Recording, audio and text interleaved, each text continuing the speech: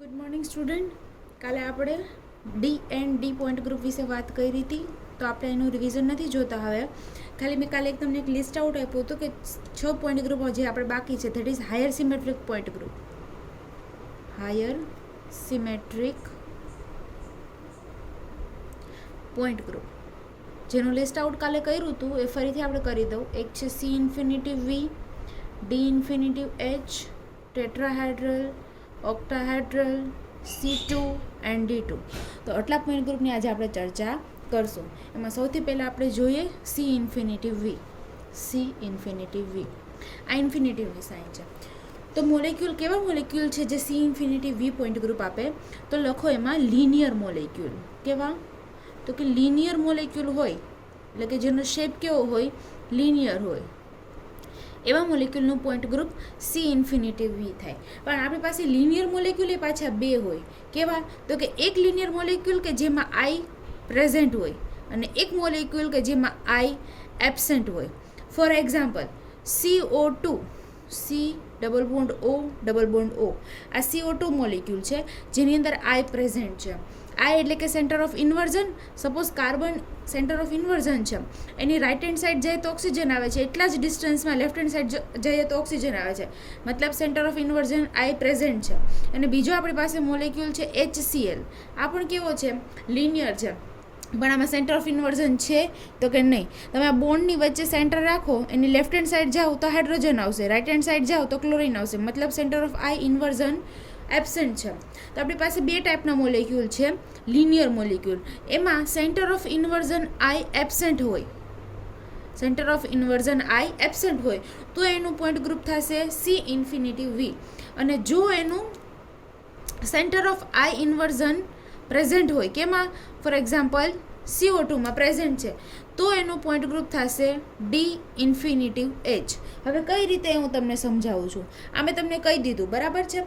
Simple કહી દીધું કે એક લિનિયર મોલેક્યુલ છે જેમાં સેન્ટર ઓફ ઇન્વર્ઝન આઈ નથી, એટલે કે એસિમેટ્રિક મોલેક્યુલ છે, સિમેટ્રિક મોલેક્યુલ નથી, તો મને એનું પોઈન્ટ ગ્રુપ મળશે સી ઇન્ફિનિટિવ વી. અને જો સિમેટ્રિક હશે, બંને બાજુ સેમ હશે, centre of I inversion present હશે, તો મને એનું પોઈન્ટ ગ્રુપ મળશે ડી ઇન્ફિનિટિવ એચ. કઈ રીતે? હવે એ જુઓ. પહેલાં આપણે જોઈએ સી ઇન્ફિનિટિવ વી સમજીએ. લિનિયર મોલેક્યુલ મતલબ મોલેક્યુલ કેવો હશે? આ રીતે હશે. આ તમારો લિનિયર મોલેક્યુલ છે. ફોર એક્ઝામ્પલ અહીંયા હાઇડ્રોજન છે અને અહીં ક્લોરિન છે. તો હવે તમારે એને રોટેશન આપવાનું છે. તમે ક્યાંથી રોટેશન આપશો? તો કે આ જે આપણું એક્સિસ છે, આ જે મોલેક્યુલ છે એ જમાંથી રોટેશન આપવું પડશે આપણે. તમે અહીંયાથી રોટેશન ના આપી શકો, કારણ કે મોલેક્યુલ કેવો છે? એસિમેટ્રિક છે. અહીંયા હાઇડ્રોજન છે, અહીંયા ક્લોરિન છે. આ હાઇડ્રોજન છે, સપોઝ અહીંયા હું ઢાંકણું રાખી દો, આ હાઇડ્રોજન છે અને આ ભાગ ક્લોરિન છે. તો અહીંયાથી રોટેશન આપી, સપોઝ મેં C2 આપી તો હાઇડ્રોજન અને ક્લોરિન એકબીજાની જગ્યા ચેન્જ કરશે, મતલબ હું અહીંયાથી C2 ના આપી શકું. એવી રીતે અહીંયા ઉપરથી પણ ના આપી શકું, તો પણ બંને એકબીજાની જગ્યાએ ચેન્જ કરે. તો મારી પાસે એક જ C2 વધી કે જે મારે અહીંયાથી આપવી પડશે. ઓકે, હવે C2 છે, બરાબર મારી પાસે. એવી રીતે હું C3 પણ આપી શકું, C4 પણ આપી શકું, મતલબ અહીંયાથી હું કોઈ પણ ડિગ્રીનું રોટેશન આપી શકું. 360 ડિગ્રી સુધી હું આ મોલેક્યુલને રોટેટ કરી શકું, તો પણ મોલેક્યુલ તો મને એનો જ મળવાનો છે. શું કામ? તો કે પોતે કેવો છે? લિનિયર છે. અહીંયાથી હું એક્સિસ પાસ કરું, કોઈ બી એક્સિસ પાસ કરું, weather it is a C2, C3, C4, હું કોઈ પણ ડિગ્રીનું રોટેશન આપું, મોલેક્યુલમાં કંઈ ચેન્જ આવવાનું નથી, કારણ કે બધા એટમ પોતાની જગ્યાએ જ ચેન્જ થશે. બધા એટમમાં આપણી પાસે બે જ એટમ છે, સપોઝ કે અહીંયા હાઇડ્રોજન અને ક્લોરિન, તો હું એને પહેલાં 360 ડિગ્રીનું રોટેશન આપું તો પણ મોલેક્યુલ એ જ મળશે. સપોઝ ચલો એને 1 ડિગ્રીનું રોટેશન આપું તો પણ એ જ મળશે, 2 ડિગ્રીનું આપું તો પણ એ જ મળશે, 3 ડિગ્રીનું આપું તો પણ એ જ મળશે. મતલબ હું આ એક્સિસ જ્યાંમાંથી પાસ થાય છે, જે હાઇડ્રોજન અને ક્લોરિનમાંથી પાસ થાય છે, એને હું ઇન્ફિનિટિવ ડિગ્રીના રોટેશન આપી શકું. કેટલા? ઇન્ફિનિટિવ. તમે ઈચ્છો એટલા ડિગ્રીનું રોટેશન આપી શકો, મોલેક્યુલ એનો એ જ મળશે આપણને. એટલે એના પોઈન્ટ ગ્રુપમાં સી ઇન્ફિનિટિવ છે, આપણે એવું કહી શકાય, કારણ કે એને તમે ઇન્ફિનિટિવ ડિગ્રી ઓફ રોટેશન આપી શકો, લિનિયર મોલેક્યુલ છે એટલા માટે. ઓકે, તો સી ઇન્ફિનિટિવ તો આપણને મળી ગઈ. હવે એમાં વી પ્લેન પાસ થાય છે. એ કઈ રીતે? તો કે વી પ્લેન એટલે શું? તો કે આપણી જે પ્રિન્સિપલ એક્સિસ છે એને પેરેલલ હશે. હવે આપણને એક્સિસ જ એક મળે છે, જે આપણો મોલેક્યુલની એક્સિસ છે એ જ એક્સિસ પાસ થાય છે. તો તમે એને કોઈ પણ પ્લેનથી પણ આપણે પાસ કરી શકો. તમે આ પ્લેન પાસ કરો, અહીંયા કરો, આ રીતે કરો, કે ગમે એટલા નંબર ઓફ પ્લેન એમાંથી પાસ કરી શકો તમે એની અંદરથી. અને બધા પ્લેન કેવા હશે? તો કે આપણે પ્રિન્સિપલ એક્સિસને તો પેરેલલ જ હશે. અહીંયાથી પ્રિન્સિપલ એક્સિસ પાસ થાય છે, તો એને તો બધા પ્લેન કેવા હશે? પેરેલલ જ હશે. તમે infinitive number of V plane pass કરી શકો. એટલે તો આપણે એવું કીધું હતું કે જ્યારે વી સિગ્મા વી પ્લેન પ્રેઝન્ટ હોય ત્યારે કેટલા પ્રેઝન્ટ હશે ઓલવેઝ, તો કે જેટલા એંગલ ઓફ રોટેશન આપણે આપતા હોય એટલા પ્રેઝન્ટ હશે. તો અહીંયા આગળ આપણને ઇન્ફિનિટિવ સિગ્મા વી આપણને મળશે. એટલે જ્યારે લિનિયર મોલેક્યુલ હોય પણ centre of I inversion absent હોય તો એનું પોઈન્ટ ગ્રુપ થશે સી ઇન્ફિનિટિવ વી. અને એના વેરિયસ એક્ઝામ્પલ છે. એક એક્ઝામ્પલ મેં કીધું HCl, એવી રીતે HCN હાઇડ્રોજન સાયનાઇડ, એવી રીતે થાયો આઇસોસાયનેટો. આવા તમે ઘણા બધા એક્ઝામ્પલ તમારી પાસે હોય અવેલેબલ તો તમે જોઈ શકો. બરાબર, કે જે લિનિયર હશે એનો આકાર કેવો હોવો જોઈએ, લિનિયર, અને સેન્ટર ઓફ આઈ ઇન્વર્ઝન કેવું હોવું જોઈએ, એબસેન્ટ હોવું જોઈએ. હવે જોઈએ કે જો સેન્ટર ઓફ ઇન્વર્ઝન પ્રેઝન્ટ હોય, ફોર એક્ઝામ્પલ કાર્બન મોનોક્સાઇડ, આ મોલેક્યુલ કેવો છે, લિનિયર જ છે. બરાબર છે, તો એમાં ડી ઇન્ફિનિટિવ એચ શું કામે, તો આપણને સી ઇન્ફિનિટિવ વી તો ખબર પડી ગઈ. બસ એવી રીતે ડી ઇન્ફિનિટિવ ક્યારે થાય, તો કે એક આપણી પાસે સી ઇન્ફિનિટિવ એક્સિસ હશે એને પરપેન્ડિક્યુલર ઇન્ફાઇનાઇટ C2 હશે ત્યારે ડી ઇન્ફિનિટિવમાં કન્વર્ટ થાય એટલી આપણને ખબર છે. ઓકે, સી ઇન્ફિનિટિવ ક્યાંથી લાગે છે, અહીંયાથી જ લાગે છે, એ તો આપણને ખબર પડી ગઈ. સપોઝ અહીં સેન્ટરમાં કાર્બન છે, આ ઓક્સિજન, અહીંયાથી હું એક્સિસ પાસ કરીશ. કઈ એક્સિસ, તો કે જે મન ફાવે ઇન્ફિનિટિવ નંબર ઓફ તમે એક્સિસ પાસ કરી શકો. ત્રણેય એટમ પોતાની જગ્યા ઉપર રોટેટ કરશે, એટલે તો કે એ ઇન્ફિનિટિવ એક્સિસ સી ઇન્ફિનિટિવ આપણી પાસે પ્રેઝન્ટ છે. ઓકે, હવે એનામાં ઇન્ફિનિટિવ C2 પ્રેઝન્ટ છે કે નહીં આપણે એ જોવાની છે. C2 પ્રેઝન્ટ થશે, ઇન્ફિનિટિવ છે કે નહીં એના પરપેન્ડિક્યુલર એ આપણે જોવાનું છે. અહીંયાથી આપણે એક એક્સિસ પાસ કરી.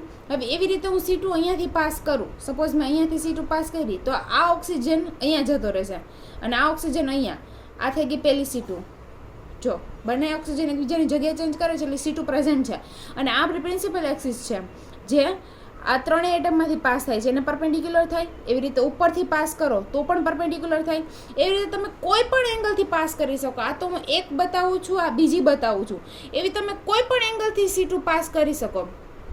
આ એક્સિસ આપણી ફાઇનલ છે જે પ્રિન્સિપલ એક્સિસ છે સી ઇન્ફિનિટિવ, એમાં તમે કોઈ પણ એંગલથી પાસ કરો એટલે એ તો પ્રિન્સિપલ એક્સિસને તો પરપેન્ડિક્યુલર જ થશે.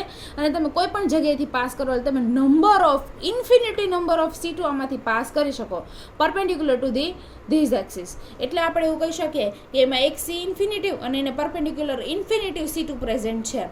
એટલે આ શું થઈ ગયું, ડી ઇન્ફિનિટિવ. અને આપણે પ્રિન્સિપલ એક્સિસ કઈ છે, તો કે આ. હવે મેં તમને એવું કીધું હતું કે પ્રિન્સિપલ એક્સિસ છે તો એમાં આવી રીતના તમે નંબર ઓફ પ્લેન આવી રીતે પાસ કરી શકો. બરાબર, જે કે થશે તો કે સિગ્મા વી થશે. એટલે આપણા ઇન્ફિનિટિવ સિગ્મા વી પ્રેઝન્ટ છે. તો એમાં એચ પ્રેઝન્ટ છે કે નહીં, તો કે હા. એચ કઈ રીતે, તો કે આપણી પ્રિન્સિપલ એક્સિસ છે અને પરપેન્ડિક્યુલર, એટલે મારે અહીંયાથી પ્લેન પાસ કરવું પડે. તો જો હું અહીંયાથી પ્લેન પાસ કરું એટલે કે કાર્બનના બંને ટુકડા થઈ જશે. અડધો કાર્બન અડધા કાર્બનની મિરર આપશે. જ્યારે આ બાજુ ઓક્સિજન છે ને આ બાજુ ઓક્સિજન છે એટલે આમાં તમે એચ પ્લેન પાસ થાય છે કારણ કે સામે સામે ઓક્સિજનની મિરર મળે છે. એટલે આપણે પ્રિન્સિપલ એક્સિસને પરપેન્ડિક્યુલર પ્લેન પ્રેઝન્ટ છે. એટલે એવું કહી શકાય કે સિગ્મા એચ પ્રેઝન્ટ છે.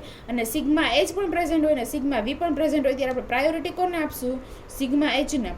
આ પ્લેન આમાં પ્રેઝન્ટ હતું, HClમાં એ પ્લેન પ્રેઝન્ટ નહીં હોય. શું કામે, તો કે હાઇડ્રોજન છે, આ ક્લોરિન છે. આપણે પ્રિન્સિપલ એક્સિસ અહીંયાથી પાસ થાય છે. હું અહીંયાથી પ્લેન પાસ કરું એને પરપેન્ડિક્યુલર તો એકબીજાની મિરર આપશે નહીં. અહીંયા હાઇડ્રોજન છે, અહીંયા ક્લોરિન, એકબીજાની મિરર મળશે નહીં. મતલબ કે આ પ્લેન પણ મારું પ્રેઝન્ટ છે નહીં. એટલે એમાં સિગ્મા વી જ પ્રેઝન્ટ છે ઇન્ફિનિટિવ નંબર ઓફ. આમાં સિગ્મા વી તો પ્રેઝન્ટ છે પણ સાથે સાથે સિગ્મા એચ પણ પ્રેઝન્ટ છે. ઓકે, એટલે એવા મોલેક્યુલ કે જે લિનિયર હોય પણ સિમેટ્રિક હોય તો એનું પોઈન્ટ ગ્રુપ થશે ડી ઇન્ફિનિટિવ એચ. અને જો લિનિયર હોય ને એસિમેટ્રિક હોય તો એનું પોઈન્ટ ગ્રુપ થશે સી ઇન્ફિનિટિવ વી. હવે વેરિયસ એક્ઝામ્પલ છે. ઓક્સિજનને હું રિપ્લેસ કરું સલ્ફરથી, પછી હાઇડ્રોજન, બેરિયમ, હાઇડ્રોજન, પછી ફેમસ એક્ઝામ્પલ એસિટિલિન. એમાં જરૂરી નથી કે એમાં 3 જ એટમ હોય, કોઈ પણ એટમ નંબર ઓફ એટમ હોય તો પણ ચાલે. પણ કન્ડિશન શું, તો કે મોલેક્યુલ કેવો હોવો જોઈએ, લિનિયર. હજી એક એક્ઝામ્પલ છે I3-, એનું સ્ટ્રક્ચર કેવું હોય, આ રીતે હોય એનું સ્ટ્રક્ચર. ઓકે, આ એનું સ્ટ્રક્ચર છે. આ બધા કેવા છે, તો કે લિનિયર છે અને સાથે સાથે કેવા છે, સિમેટ્રિક છે.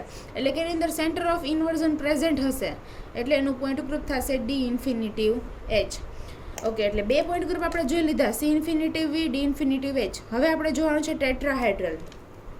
ઓકે, થર્ડ વન લખો, ટેટ્રાહાઇડ્રલ પોઈન્ટ ગ્રુપ. કન્ડિશન લખતી જવાની. અહીંયા કન્ડિશન શું હતી તો કે linear molecule should be linear with centre of inversion I should be absent. એમાં અહીંયા પણ લખવાનું કે molecule should be linear but condition is centre of I inversion should be present. એવી રીતના ટેટ્રાહાઇડ્રલ કોનું પોઈન્ટ ગ્રુપ ટેટ્રાહાઇડ્રલ થશે તો કે એવા મોલેક્યુલ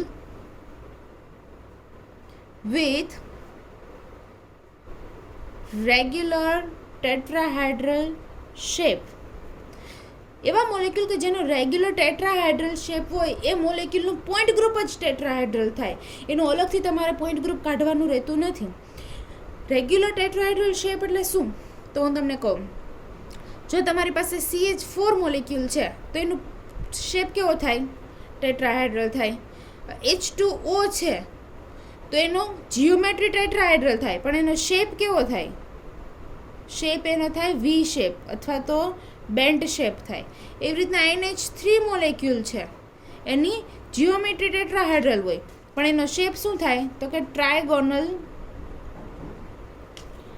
પાયરામિડલ આવો એનો શેપ થાય. તો એવા મોલેક્યુલ કે જેનો જીઓમેટ્રી અને શેપ બંને ટેટ્રાહાઇડ્રલ થતું હોય એનું પોઈન્ટ ગ્રુપ પણ ટેટ્રાહાઇડ્રલ થાય. એના એક્ઝામ્પલ આપું હું તમને તો એવા મોલેક્યુલ કે જેનો રેગ્યુલર શેપ જ ટેટ્રાહાઇડ્રલ હોય એટલે કે એની અંદર કંઈ લોન પેર પ્રેઝન્ટ ના હોય.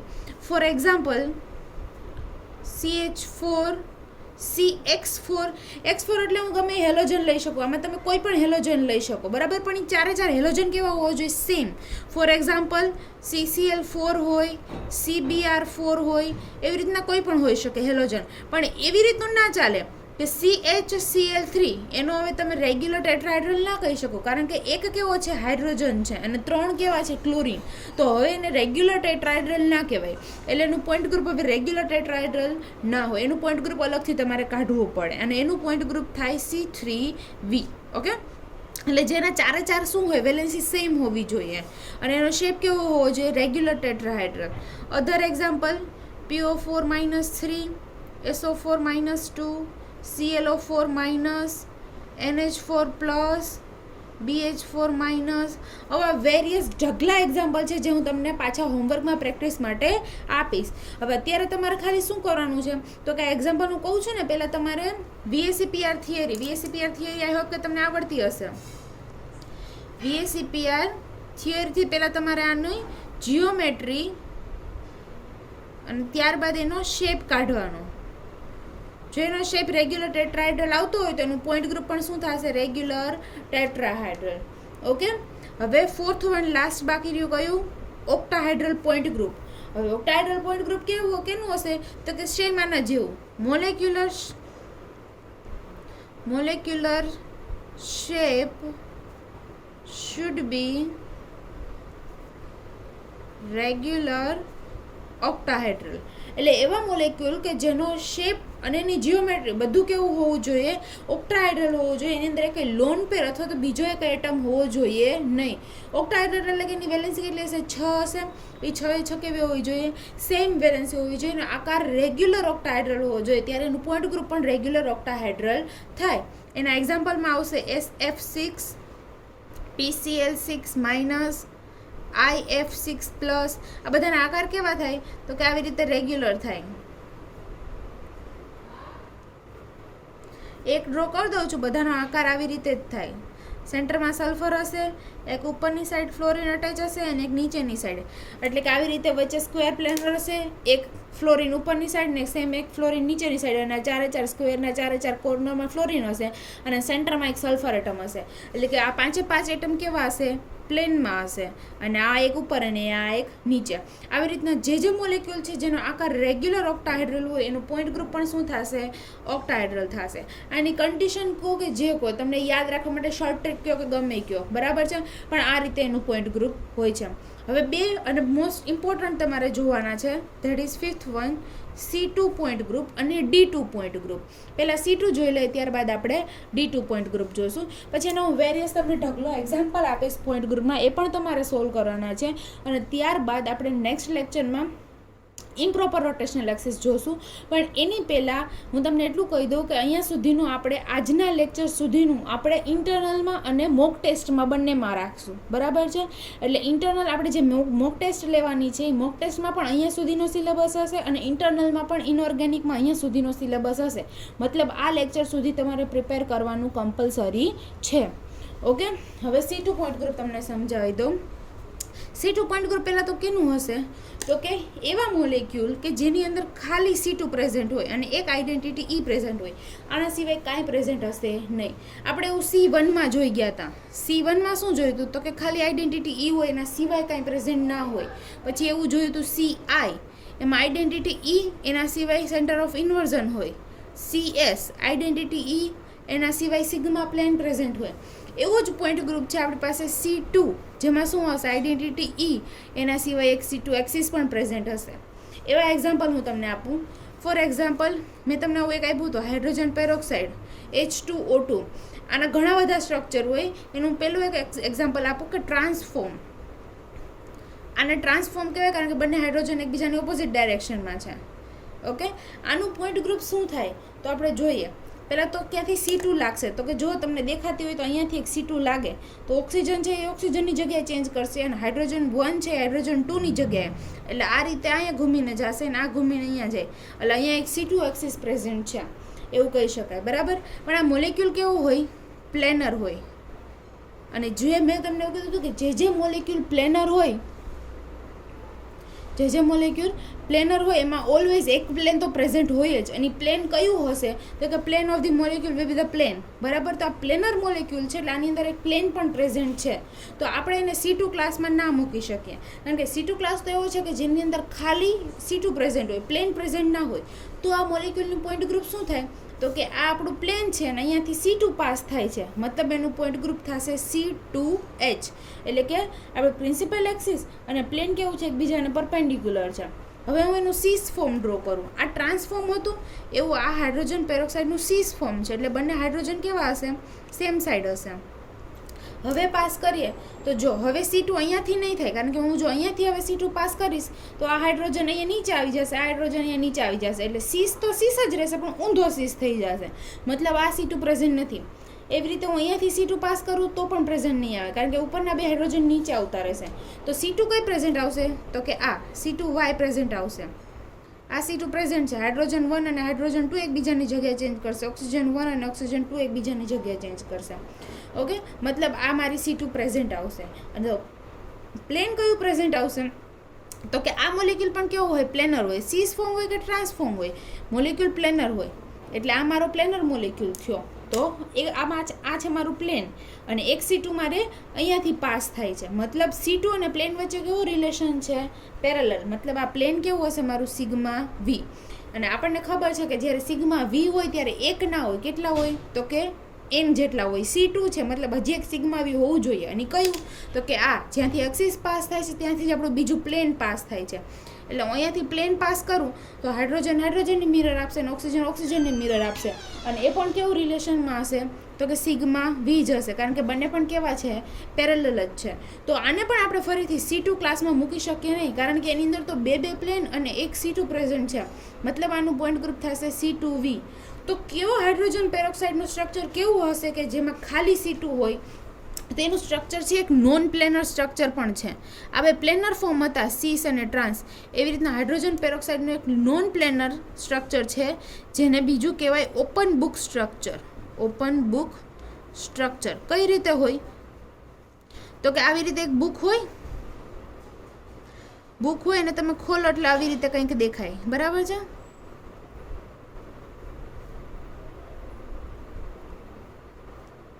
આવી રીતે તમને બુક ખુલ્લી હોય ત્યારે તમને દેખાય.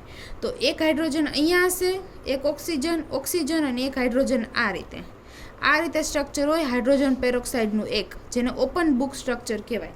એટલે હવે આ મોલેક્યુલ છે એ પ્લેનર નથી, કેવું નોન પ્લેનર મોલેક્યુલ છે. એટલે આ રીતે બુક છે સપોઝ તમારી, તો અહીંયા શું છે, અહીંયા એક હાઇડ્રોજન, આ ઓક્સિજન અને એક હાઇડ્રોજન અહીંયા. મતલબ હવે આ ચારે ચાર એટમ છે એ એક પ્લેનમાં છે નહીં. આ 1, 2 અને 3 એક પ્લેનમાં છે, આ બંને ઓક્સિજન અને આ હાઇડ્રોજન બીજા પ્લેનમાં છે. આ રીતે તમારી બુક છે. તો આ બંને ઓક્સિજન અને હાઇડ્રોજનનું એક પ્લેન છે, સેમ આ બે ઓક્સિજન અને હાઇડ્રોજનનું બીજું પ્લેન છે. મતલબ આ કેવું છે, નોન પ્લેનર મોલેક્યુલ છે, ઓપન બુક લાઇક એનું સ્ટ્રક્ચર હોય. તો એમાં C2 ક્યાંથી પાસ થાય, તો કે જો અહીંયાથી પાસ થાય. આવી રીતે તમારી બુક છે, તો બુકમાં હું અહીંયાથી ઉપરથી મારે 83 C2 પાસ કરવાની, જેનાથી આ કોર્નર છે અહીંયા જતો રહે અને આ કોર્નર અહીંયા જતો રહે, એટલે કે બુકને હું આ રીતે રોટેટ કરું. બરાબર છે. એટલે હાઇડ્રોજન હાઇડ્રોજનની જગ્યાએ આવશે, ઓક્સિજન ઓક્સિજનની જગ્યાએ આવશે. ઓકે, કઈ રીતે હતું, તો કે એક હાઇડ્રોજન અહીંયા છે, એક હાઇડ્રોજન અહીંયા છે, ઓપન બુક સ્ટ્રક્ચર છે, અહીંયાથી હું C2 પાસ કરું એટલે આ બુક આખી ઘૂમીને આ રીતે આવશે. ઓકે, એટલે આની અંદર મારી પાસે ખાલી એક C2 જ પ્રેઝન્ટ છે. આવી રીતના આમ ડોટેડ લાઇનથી બતાવું છું, 83 પાસ કરું છું એટલે હવે આની અંદર ખાલી C2 પ્રેઝન્ટ છે. એક આઈડેન્ટિટી E તો પ્રેઝન્ટ હોય જ, એની ઉપરાંત C2 પ્રેઝન્ટ છે. હવે જો તો એ કંઈ E લાગે છે, આઈડેન્ટિટી E લાગે, સોરી એ કંઈ પ્લેન લાગે છે આની અંદર, તો કે પ્લેન એ કંઈ પ્રેઝન્ટ આવશે જ નહીં. કારણ કે જો હું આ રીતે પ્લેન પાસ કરું ઓક્સિજન ઓક્સિજનમાંથી, તો આ હાઇડ્રોજનની મિરર અહીંયા મળવી જોઈએ, જે નથી. આ હાઇડ્રોજનની મિરર અહીંયા મળવી જોઈએ, જે નથી. મતલબ એ કઈ જાતના પ્લેન પ્રેઝન્ટ આવશે નહીં. આ રીતે કરું તો આ હાઇડ્રોજનની મિરર અહીંયા મળવી જોઈએ, એ પણ નથી. આ હાઇડ્રોજનની મિરર અહીંયા મળવી જોઈએ, એ પણ નથી. મતલબ આની અંદર એકય પ્લેન પ્રેઝન્ટ નથી. ખાલી શું છે, C2 છે. મતલબ આવા જે સ્ટ્રક્ચર હશે એનું પોઈન્ટ ગ્રુપ થશે C2. હવે એવી રીતે તમારે જોવાનું છે D2 પોઈન્ટ ગ્રુપ, જે છેલ્લું છે આપણું D2 પોઈન્ટ ગ્રુપ. ઓકે, જે આપણે બાયફિનાઇલથી સમજીએ. ઓકે, બાયફિનાઇલ અમે તમને એક સ્ટ્રક્ચર, બે સ્ટ્રક્ચર શીખવાડ્યા છે બાયફિનાઇલના. ઓકે, આ બાયફિનાઇલ રિંગ કઈ રીતે, મેં તમને એવું કીધું હતું કે આ બંને કેવી છે, પ્લેનર છે. આખું મોલેક્યુલ કેવો છે, પ્લેનર છે. એટલે બંને રિંગ આ રીતે સેમ હશે. બરાબર છે. આવી રીતે પ્લેન હોય, બંને સેમ હોય, ત્યારે મેં એનું પોઈન્ટ ગ્રુપ શું કીધું હતું, તો કે D2H. એક C2 અહીંયાથી લાગે, પછી એક C2 અહીં સામેથી લાગે અને એક C2 ઉપરથી લાગે. મતલબ જો એક C2 અહીંયાથી લાગશે એટલે આખું મોલેક્યુલ આવી રીતે ફ્લિપ કરશે, એક C2 અહીંયાથી લાગે એટલે બંને ફિનાઇલ રિંગ ફ્લિપ થશે, અને એક C2 અહીંયા ઉપરથી લાગે એટલે મને આમાં મળશે C2 પરપેન્ડિક્યુલર ટુ C2, એટલે કે એનું પોઈન્ટ ગ્રુપ D2 થશે. એની ઉપરાંત જો આ છે મારી પ્રિન્સિપલ એક્સિસ, મેક્સિમમ નંબરમાંથી પાસ થતી હોય એવી, અને અહીંયાથી એક પ્લેન પણ લાગે છે, જેથી બંને ફિનાઇલ રિંગનું મને મિરર મળશે, એટલે કે એનું પોઈન્ટ ગ્રુપ થશે D2H. હજી એક મેં તમને એવું એક્ઝામ્પલ કીધું હતું કે જેમાં એક ફિનાઇલ રિંગ ફ્લેટ હોય અને એક ફિનાઇલ રિંગ હું ડ્રો આ રીતે કરું છું, પણ હોય કઈ રીતે, તો કે એક સાઈડ હું વેજ કરી દઉં તો એક સાઈડ ઓટોમેટિકલી કેવી થઈ જાય, ડેશ. એટલે એક રિંગ છે એ ફ્લેટ હશે, જ્યારે બીજી રિંગ કેવી હશે, આ રીતે આડી હશે. બરાબર, બંને વચ્ચે 90નો ખૂણો હશે. મતલબ અહીંયા થીટા કેવો હશે, 0. બંને સામે સામે સેમ રિંગ છે. અહીંયા થીટા કેવો હશે, તો કે 90નો હશે. બંને રિંગ એકબીજાને પરપેન્ડિક્યુલર છે, ત્યારે એનું પોઈન્ટ ગ્રુપ શું હશે, D2D. મેં આગળના લેક્ચરમાં તમને શીખવાડી દીધું છે. જો ના યાદ આવતું હોય તો ફરીથી તમે નેક્સ્ટ લેક્ચર, લાસ્ટ વિડીયો જોઈ લેજો. તો હવે આનું પોઈન્ટ ગ્રુપ D2D છે, આનું પોઈન્ટ ગ્રુપ D2H છે. તો બાયફિનાઇલ બંને હું કેવી રીતે ગોઠવું કે જેનું પોઈન્ટ ગ્રુપ D2 થાય, તો બાયફિનાઇલમાં જ જોવાનું છે. આ બાયફિનાઇલ રિંગ છે, આ રિંગને હું અલગ કલરથી ડ્રો કરું. હવે એનું થીટા શું હશે, તો કે એનો થીટા છે એ 0 ના હોવો જોઈએ, 360 ના હોવો જોઈએ અને 90 ના હોવો જોઈએ. જો 0 કે 360 હશે તો આને 0માં કન્સિડર કરી શકો છો, તમે 360માં કન્સિડર કરી શકો, સેમ જ થાય. તો એનું પોઈન્ટ ગ્રુપ થઈ જશે D2H. જો એ 90 ડિગ્રી હશે, બંને બાયફિનાઇલ રિંગને તમે 90 ડિગ્રીએ રાખશો તો એનું પોઈન્ટ ગ્રુપ થશે D2D. તો આ જે થીટા છે એ કેવો હોવો જોઈએ, તો કે 0, 360 અથવા 90 સિવાયનો કોઈ પણ હોય. આ 3 સિવાયનો કોઈ પણ એંગલ હશે આ બે બાયફિનાઇલ વચ્ચે. સપોઝ આ રિંગ આ રીતે છે, તો આ રિંગ છે ને તમે આ રીતે નહીં રાખી શકો, નહીં આ રીતે રાખી શકો. આ રિંગ છે ને ના તમે આમ રાખી શકો, ના તમે આમ રાખી શકો. એના સિવાયના કોઈ પણ એંગલ તમને મળે, જેટલા એંગલ મળે એ એંગલે તમે રાખશો બાયફિનાઇલને, ત્યારે એનું પોઈન્ટ ગ્રુપ થશે D2. મતલબ એની અંદર આપણી પાસે ખાલી C2 પરપેન્ડિક્યુલર ટુ C2 જ પ્રેઝન્ટ હશે, એના સિવાયનું કંઈ પણ પ્રેઝન્ટ હશે નહીં. ઓકે, એટલે હવે આપણે અહીંયા સુધીમાં બધા પોઈન્ટ ગ્રુપ છે એ જોઈ લીધા છે. બધા પોઈન્ટ ગ્રુપ આપણે શીખી ગયા છીએ. નંબર ઓફ પોઈન્ટ ગ્રુપ, એને રિલેટેડ એના એક્ઝામ્પલ્સ, કેટલા બધા એક્ઝામ્પલ્સ મેં તમને કરાવ્યા છે, એક્સપ્લેન કર્યા છે, ઘણા બધા ખુદ તમને સમજવા માટે પણ આપ્યા છે. તો આપણે ઘણા બધા પોઈન્ટ ગ્રુપ શીખ્યા છે. ઓકે, હવે પોઈન્ટ ગ્રુપને રિલેટેડ તમારે એક બે વસ્તુ શીખવાની છે. એ શું હું તમને કહું, બરાબર છે. પોઈન્ટ ગ્રુપમાં એક વસ્તુ આવે, that is important, order of point group. Order of point group એ શું છે ને કઈ રીતે ડિસાઇડ કરવાનું એ હું તમને કહું છું. બરાબર, ઓર્ડર ઓફ પોઈન્ટ ગ્રુપ એટલે શું, તો કે જો તમને યાદ હોય તો હું સપોઝ એક પોઈન્ટ ગ્રુપ લઈ લઉં, C2V પોઈન્ટ ગ્રુપ છે. તો એમાં સિમેટ્રી એલિમેન્ટ લખતી હતી. સૌથી પહેલાં શું લખતી હતી? Symmetry element. શું લખતા હતા આપણે? Symmetry element. તો ફરીથી આમાં સિમેટ્રી એલિમેન્ટ લખું છું. C2V પોઈન્ટ ગ્રુપ છે એટલે એક હશે આઈડેન્ટિટી E, એક હશે C2 1 અને 2 હશે સિગ્મા V પ્લેન. મતલબ આટલી વસ્તુ પ્રેઝન્ટ હશે. કેટલી ગણીએ આપણે? 1 2 અને આ 2 પ્લેન છે એટલે 3 અને 4. ટોટલ કેટલી વસ્તુ થઈ આપણી પાસે? 4. જે ઓર્ડર ઓફ ગ્રુપ છે એને H થી સિમ્બોલાઇઝ કરાય. H એનો સિમ્બોલ છે સ્મોલ h. એટલે આપણને એવું પૂછાય કે C2V પોઈન્ટ ગ્રુપ છે એનો ઓર્ડર કેટલો હોય, તો તમારે લખવાનું H ઇઝ ઇક્વલ ટુ 4. શું છે? H is equal to 4. અથવા તો તમને એમ પૂછે કે આનો H શું છે, MCQમાં પૂછી શકે, 1 માર્ક્સમાં 2 માર્ક્સમાં ગમે ત્યાં પૂછી શકે. બરાબર છે? મોસ્ટલી MCQમાં પૂછાઈ શકે. શું પૂછશે? Order of point group. Point group આપી દીધું હશે ને તમને કીધું હશે કે આનો ઓર્ડર શું થાય, તો તમારે આ બધા સિમેટ્રી એલિમેન્ટ તમને ખબર હોવી જોઈએ કે આટલા સિમેટ્રી એલિમેન્ટ આની અંદર પ્રેઝન્ટ છે. ઓકે, તો તમે પછી કાઉન્ટ કરીને લખી શકો કે ઓર્ડર ઓફ પોઈન્ટ ગ્રુપ આટલો છે. બરાબર. હવે એવી રીતના C2V નું છે, એવી રીતના C3V. ઓકે, પહેલાં હું તમને ખાલી મેથડ કહું છું કે આ ઓર્ડર ઓફ પોઈન્ટ ગ્રુપ છે ને આ રીતે કાઢવાનો હોય. ત્યારબાદ એક હું તમને શોર્ટ ટ્રીક આપીશ જે તમે 2 સેકન્ડમાં તમારે આ સિમેટ્રી એલિમેન્ટે નહીં લખવા પડે ને તમને ઓર્ડર ઓફ પોઈન્ટ ગ્રુપ ખબર પડી જશે. કારણ કે ઘણીવાર કેવું થાય તો કે તમે સેન્ટર ઓફ ઇન્વર્ઝન લખતા ભૂલી જાઓ, ઇમ્પ્રોપર રોટેશનલ એક્સિસ લખતા ભૂલી જાઓ, આવું બધી વસ્તુ આપણે લખતા ભૂલી જાય. એનું રીઝન શું? તો કે પોઈન્ટ ગ્રુપ ઉપરથી આપણે સિમેટ્રી એલિમેન્ટ્સ લખતા હોઈએ અને પોઈન્ટ ગ્રુપમાં તો આ 2 જ વસ્તુનો ઉપયોગ થાય. એક પ્રોપર રોટેશનલ એક્સિસ અને અંદર કયું પ્લેન છે એ આપણને પોઈન્ટ ગ્રુપ પરથી ખબર પડે. અને આઈડેન્ટિટી એ આપણે આંખ વીંચીને મૂકી દઈએ. કઈ 2 વસ્તુ આપણને ના ખબર પડે? તો કે એક I અને એક SN. આ 2 વસ્તુ આપણને પોઈન્ટ ગ્રુપ ઉપરથી દેખાય નહીં, પણ એ ઓર્ડરમાં તો આવે એટલે એની અંદર પ્રેઝન્ટ તો હોય. મતલબ આપણે ઓર્ડરમાં એને કાઉન્ટ તો કરવા પડે. જો આપણને ના લખીએ તો ઓર્ડર આપણો ખોટો પડે. તો એના માટે હું શોર્ટ ટ્રીક આપીશ. એટલે તમારે યાદય નહીં રાખવું પડે ને તમે ઓર્ડર ઓફ ગ્રુપે કાઢી શકશો. પહેલાં C3V નો કાઢીએ. C3V મતલબ એક લખશો આઈડેન્ટિટી E, પછી એક C3 હશે તો C3 1 time, C3 2 time, C3 3 time નહીં લખવાનું, અને 3 હશે સિગ્મા V. હવે ટોટલ H કાઉન્ટ કરીએ આપણે તો કેટલા થશે? 1 2 3 3 અને આ 3 એટલે ટોટલ થશે 6. હવે એવી જ રીતે આપણે કાઢીએ C2H ના, ત્યારબાદ C3H ના. થોડા કાઢીએ ને પછી હું તમને શોર્ટ ટ્રીક આપું. પછી આપણે કાઢીએ D2H અને પછી આપણે કાઢીએ D2D. બરાબર છે? બાકીને આપણે ડાયરેક્ટ યાદ રાખશું. C2H માટે એક આઈડેન્ટિટી E, એક C2, એક સિગ્મા H. બસ 3 જ થયા. પણ 3 તો ના હોય. આનો કેટલો હોય છે? 4 હશે. શું પ્રેઝન્ટ હશે? આપણને આ તો મને ખબર છે કે 4, બાકી તમને તો ખબર ના હોય, તમે તો આવી રીતે કાઢશો તો આની અંદર શું પ્રેઝન્ટ હશે? એક હશે I પ્રેઝન્ટ હશે. મેં તમને જ્યારે C2H પોઈન્ટ ગ્રુપ કરાવ્યું હતું ને ત્યારે તમને કીધું હતું. એટલે કે આની અંદર I હશે. આમાં E, C2 1, C2 2 અને એક હશે સિગ્મા H. આમાં I હશે તો કે નહીં હોય. શું કામે? તો કે આ કેવું છે? ઓડ છે. આ છે ઇવન. ઇવન હોય ત્યારે I હોય ને ઓડ હોય ત્યારે ના હોય. એવું જ પાછું આમાં એક આઈડેન્ટિટી E, ત્યારબાદ C2 પરપેન્ડિક્યુલર 2C2, પછી I હશે તો કે હા એક I, એક હશે સિગ્મા H. હજી કંઈ ઘટે છે? શું? આમાં હશે ઇમ્પ્રોપર રોટેશનલ એક્સિસ તો કે ના, ઇમ્પ્રોપર રોટેશનલ એક્સિસ એ નહીં હોય. તો આની અંદર શું પ્રેઝન્ટ હશે? આની અંદર હશે 2 સિગ્મા V.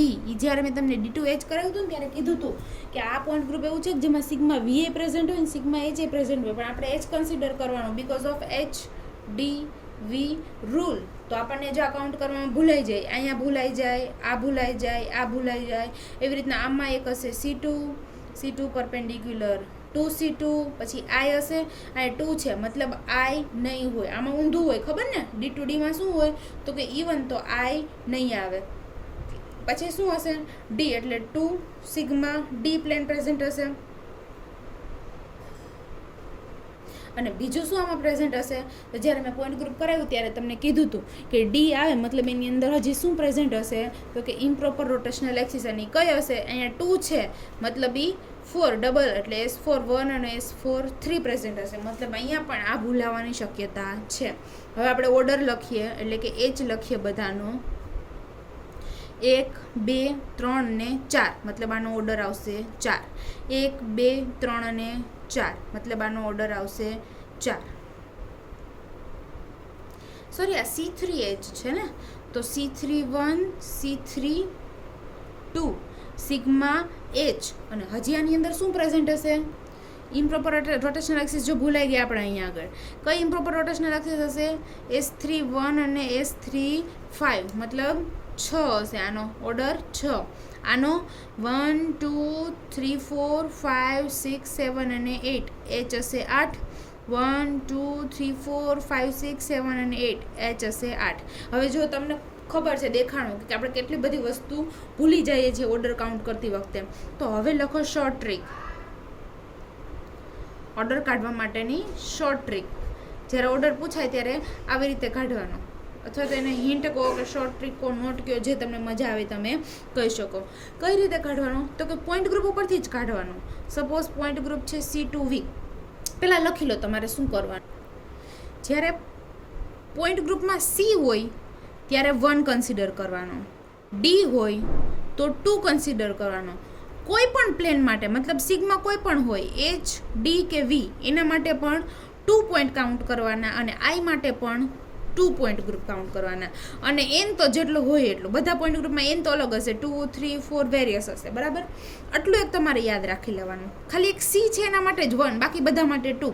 એટલે કે D હોય તોય 2, પ્લેન કોઈ પણ હોય 2, I હોય તોય 2, અને n તો જેટલો હોય એટલો જ. હવે શું કરવાનું? તો પહેલાંથી એક્ઝામ્પલ જોઈએ. જો આપણી પાસે C2V છે તો અહીંયાથી ચાલુ કરવાનું. 2 C મતલબ 1, અને કોઈ પણ પ્લેન તો કોઈ પણ હોય એના પણ પાછા 2, એટલે કેટલા થાય? 2 × 1 2, 2 × 2 4, એટલે આ આપણને મળી ગયો ઓર્ડર 4. તમે કોઈ પણનો આવી રીતે ઓર્ડર કાઢી શકો. સપોઝ આનો કાઢીએ આપણે, જો D2H નો કાઢીએ, અહીંયા 2 છે મતલબ 2, D માટે કેટલા મૂકવાના? 2, અને પ્લેન માટે કેટલા મૂકવાના? 2, એટલે કેટલા મળશે? 2 2 4 ને 4 2 8. ઓકે, તમે કોઈ પણ પોઈન્ટ ગ્રુપ હોય એનો આ રીતે કાઢી શકો. આપણે વેરિયસ પોઈન્ટ ગ્રુપ જોઈ લીધું તો એનો આ રીતે તમે કાઢી શકો. સપોઝ CI પોઈન્ટ ગ્રુપ છે તો C માટે 1 અને I માટે 2, મતલબ આનું પોઈન્ટ ગ્રુપ થશે 2. તો આની અંદર ઓર્ડર મળશે 2, તો એ 2 કયા? એક આઈડેન્ટિટી અને એક I મળી ગયો આપણને. એટલે આ એક વસ્તુ તમારે યાદ રાખવાની, જેથી તમે ઓર્ડર ઓફ પોઈન્ટ ગ્રુપ આસાનીથી કાઢી શકો. તમારે આ એલિમેન્ટ્સ લખવાની એ જરૂર ના પડે. અથવા તો હું તમને એમ કહું કે જ્યારે તમને એલિમેન્ટ કીધું હોય કે તમે આના એલિમેન્ટ કયા કયા થાય નીચેનામાંથી, તો તમારે સૌથી પહેલાં શું કરે તો કે એનો H કાઢી લેવાય, કારણ કે H કાઢવું આપણને ઇઝી પડે, ખાલી મલ્ટિપ્લિકેશન કરવાનું છે તો આપણને H મળી જાય. સપોઝ કે આપણે D2H ના મેં તમને એલિમેન્ટ પૂછ્યા છે, તો તમને ખબર છે કે 8 એલિમેન્ટ આવવા જોઈએ, તો તમે જ્યારે લખવા બેસો ત્યારે જો કોઈ ભૂલાઈ ગયું હોય તો તમને ખબર પડે કે જો કંઈ મિસિંગ છે, આવવા જોઈએ 8 પણ મારે આવે છે 7, મતલબ કે I ભૂલાઈ ગયું છે. અથવા તો આવવા જોઈએ 8, મારે આવે છે 6, મતલબ 2 સિગ્મા V ભૂલાઈ ગયા છે. એ તમને ત્યારે ડાયરેક્ટ સ્ટ્રાઇક થઈ જાય, અથવા તમે ક્રોસ વેરિફિકેશન કરી શકો. આ તો આપણે આ પોઈન્ટ ગ્રુપ માટે જોયું, પણ તમને યાદ હોય તો મેં હમણાં આ જ લેક્ચરમાં બીજા પણ પોઈન્ટ ગ્રુપ કરાવ્યા. કયા કયા પોઈન્ટ ગ્રુપ કરાવ્યા બીજા મેં? તો કે D ઇન્ફિનિટિવ H કરાવ્યું, C infinitive V, C2 D2, ટેટ્રાહાઇડ્રલ, ઓક્ટાહાઇડ્રલ, આવા મેં તમને પોઈન્ટ ગ્રુપ કરાવ્યા.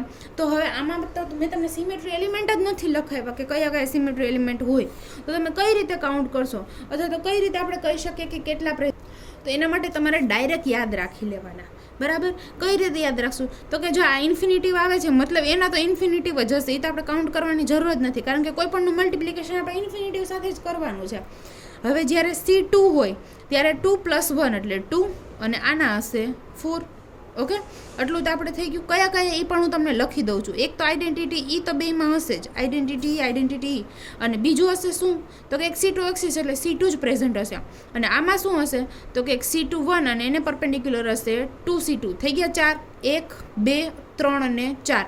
અને તમારે યાદ રાખવા પૂરતું ખાલી આ 2 જ છે, ટેટ્રાહાઇડ્રલ અને ઓક્ટાહાઇડ્રલ. ટેટ્રાહાઇડ્રલના હોય 24 અને આના હોય 48. બસ આટલું જ તમારે યાદ રાખવાનું છે ઓર્ડરમાં. બાકી તો તમે ઇઝીલી કાઢી શકો. બેના જ યાદ રાખવાના, કેના? ટેટ્રાહાઇડ્રલ અને ઓક્ટાહાઇડ્રલ. ટેટ્રાહાઇડ્રલના હોય 24 અને ઓક્ટાહાઇડ્રલના હોય 48. બરાબર છે. ક્યાં ક્યાંય તમને પૂછાશે એ નહીં ક્યારે, અને કેટલા એ સપોઝ તમને ક્યારેક પૂછાય છે MCQમાં ટેટ્રાહાઇડ્રલનો એજ કેટલો હોય, ઓર્ડર કેટલો હોય, તો 24, અને ઓક્ટાહાઇડ્રલનો પૂછે તો 48. પણ એ ક્યાં ક્યાં હશે એ તમને પૂછશે નહીં, કારણ કે શું કામ? આ બધા હાયર સિમેટ્રિક કહેવાય. મેં તમને અગાઉ પહેલાં કીધું કે હાયર સિમેટ્રિક કહેવાય પોઈન્ટ ગ્રુપ. એટલે એમાં number of symmetry element present હોય જેને તમે બતાવી શકો નહીં. ક્યાંથી પાસ થાય છે ઇમેજિન કરવું બહુ અઘરું પડે. એટલે તમારે જસ્ટ ખાલી હવે તમે જ વિચારો ઓક્ટાહેડ્રનમાં 48 હોય, આપણે ઓક્ટાહેડ્રલનું આ સ્ટ્રક્ચર જોઈએ, આની અંદર 48 એલિમેન્ટ છે, તમે કઈ રીતે બતાવો? બરાબર છે. એટલે તમને પૂછશે નહીં, પણ તમારે યાદ રાખી લેવાનું જેથી કરીને એમસીક્યુમાં પૂછાય તો આપણે 1 માર્ક્સ જતો કરવો પડે નહીં. અહીંયા સુધી આપણે રાખીએ આજનો લેક્ચર. અને ખાસ ધ્યાન રાખજો કે અહીંયા સુધીની તમારી મોક ટેસ્ટમાં હશે અને ઇન્ટરનલમાં હશે. ઓકે, બેસ્ટ ઓફ લક તમારી મોક ટેસ્ટ માટે અને ઇન્ટરનલ માટે. આઈ હોપ કે તમને બધું સમજાતું હશે. જો ના સમજાતું હોય તમે એની ટાઈમ મને પૂછી શકો. ઓકે બાળકો, થેન્ક યુ.